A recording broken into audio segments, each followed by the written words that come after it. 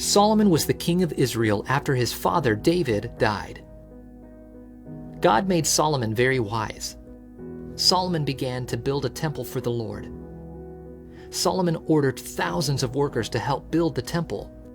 They cut cedar logs and stone blocks. They laid a foundation and built the outside of the temple.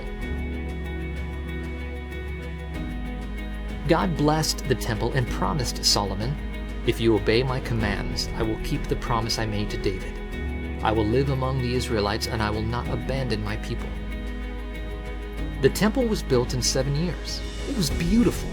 The cedar paneling inside the temple was carved with ornamental gourds and flower blossoms. Solomon overlaid everything inside the temple with pure gold. He hired men to make bronze furnishings for the temple, such as bronze bowls for holding water. When the temple was complete, Solomon moved the Ark of God from its place on Mount Zion to the new temple in Jerusalem. Solomon gathered the leaders of Israel. As the priests moved the ark to the most holy place in the temple, King Solomon and the leaders sacrificed sheep and cattle to the Lord.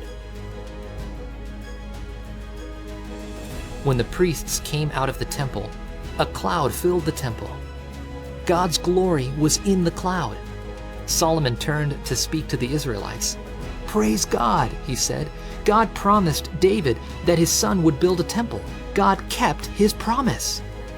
Solomon stood and prayed with his hands spread out toward heaven. "There is no God like you," he said. Then Solomon thought about the future. He knew Israel would sin and make God angry again, so Solomon asked for forgiveness, and he asked God to hear their prayers. When Solomon had finished praying, he encouraged the Israelites to love and obey God. The people returned to their homes, joyful because God was good to them.